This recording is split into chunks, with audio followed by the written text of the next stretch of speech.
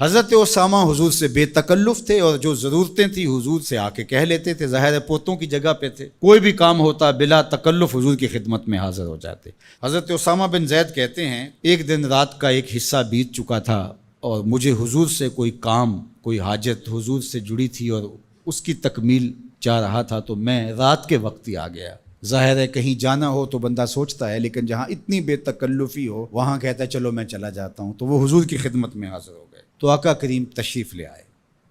اللہ اکبر! حضور علیہ السلام نے ایسے ہی چادر لپیٹی تھی اور حضور کے اطراف میں ابھار تھے، لیکن مجھے نہیں پتا تھا کہ اندر کیا ہے، تو میں نے حضور سے حاجت کہی، حضور نے میری حاجت پوری کر دی۔ فلما فرغت من حاجتی، جب میں اپنی حاجت سے فارغ ہو گیا، جو میرا کام تھا وہ ہو گیا، تو پھر میں نے یہ سوال کر ہی لیا، قلت ما ھذا الذی انت مشتمل علیہ، میں نے کہا حضور یہ کیا ہے جس کے اوپر آپ نے چادر ڈال کر ڈھانپا ہوا ہے؟ فکشفہ، تو حضور نے کچھ بتانے کی بجائے چادر ہی کھول دی۔ جب چادر کھلی تو منظر صاف تھا۔ میں نے کیا دیکھا سنو، حضرت اسامہ بن زید بن حارثہ بیان کرتے ہیں، فائز الحسن والحسین علی ورقہ، ایک پہلو سے امام حسن چمٹے تھے اور ایک جانب امام حسین چمٹے ہوئے، دونوں نے حضور کے پہلوؤں سے جفی لگائی ہوئی تھی، حضور علیہ السلام کے کشہین سے، حضور کے پہلوؤں سے لپٹے ہوئے تھے۔ اللہ اکبر! ظالموں، تم نے تیر حضور کے پہلوؤں پہ مارا ہے، حضور کے پہلوؤں سے یہ شہزادے لپٹے ہوئے ہیں۔ اور پھر آقا کریم نے کیا کہا؟ فقال ھذان ابنایا، فرمایا یہ دونوں میرے بیٹے ہیں، و ابناؤ ابنتی، اور میری بیٹی کے بیٹے ہیں۔ اللہم انی احبہما، اے اللہ میں ان سے پیار کرتا ہوں، فاحبہما، تو ان سے پیار کر، فاحب من یحبہما، اور جو ان دونوں سے پیار کرے مالک اس سے بھی پیار کر۔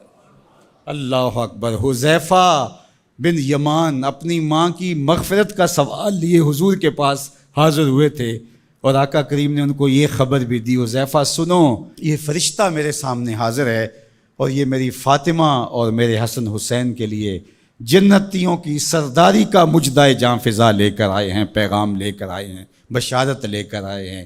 یہ خاندان عالی مرتبت خاندان، کبھی حضور ان کو چادر میں سمیٹ لیتے ہیں، کبھی مباہلے کی آیت کا مصداق یہ قرار پاتے ہیں اور فرماتے ہیں اللہم ہؤلاء اہل بیتی، یہ ہیں میرے اہل بیت، اور کبھی آقا کریم علیہ السلام کندھوں پہ سوار کرتے ہیں، کبھی حضور کی پشت پہ سواری ہوتی ہے، اور کبھی حضور بشارتیں دیتے ہیں کہ لوگوں کو بتا دو کہ یہ میرے فرزند، یہ عالی مرتبت شہزادے جنتی جوانوں کے سردار ہیں اور میری شہزادی جنتی خواتین کی سردار۔